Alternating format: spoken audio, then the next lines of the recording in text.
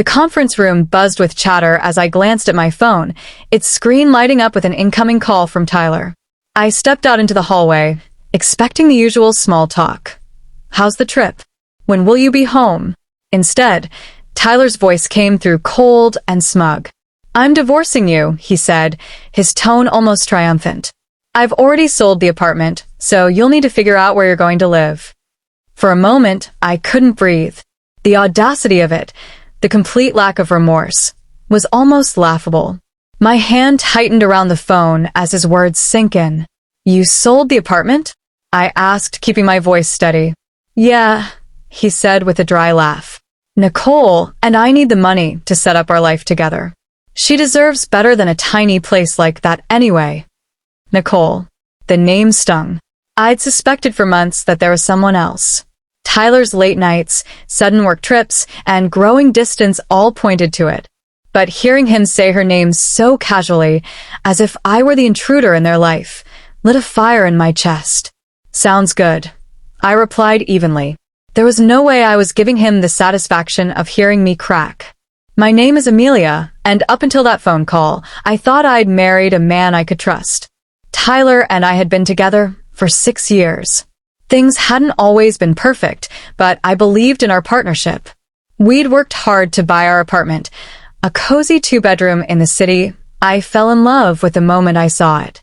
It wasn't just a home. It was a symbol of everything we'd built together.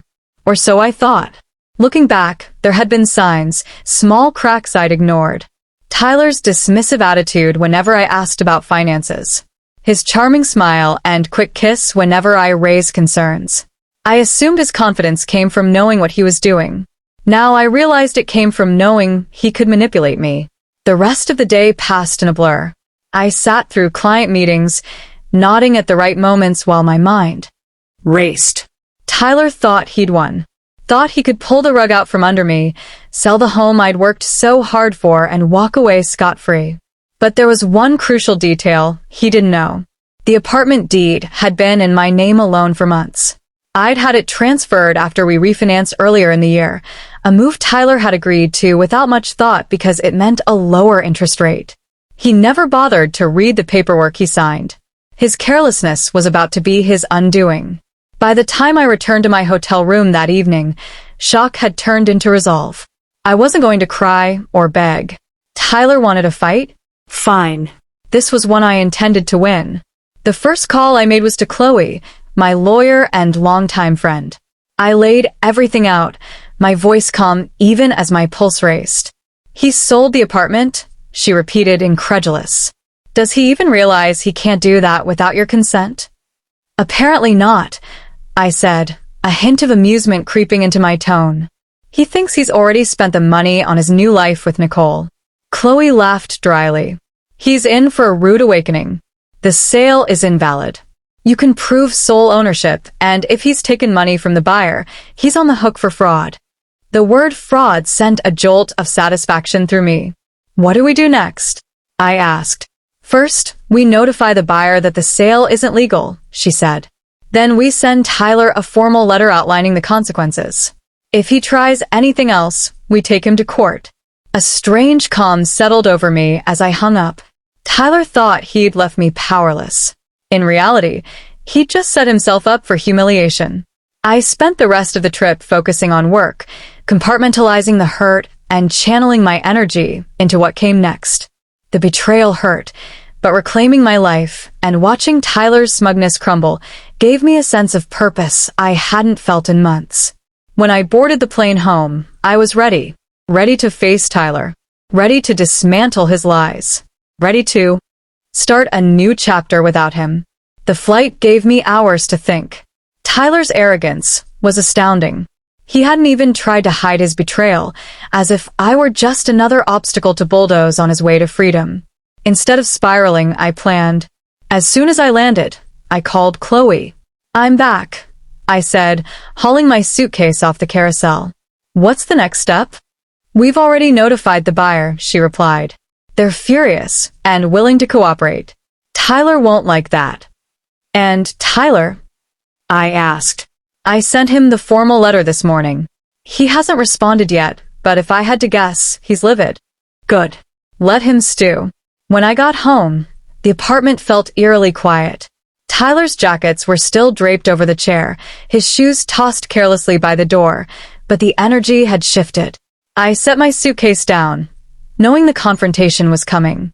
That evening, Tyler stormed in, face red, letter clenched in his hand. "What the hell is this?" he shouted. "You're telling me I can't sell the apartment?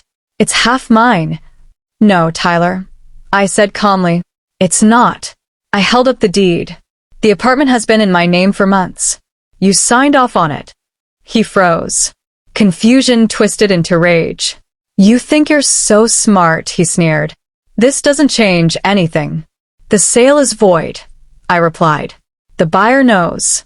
And if you've spent any of that money, you're in serious trouble."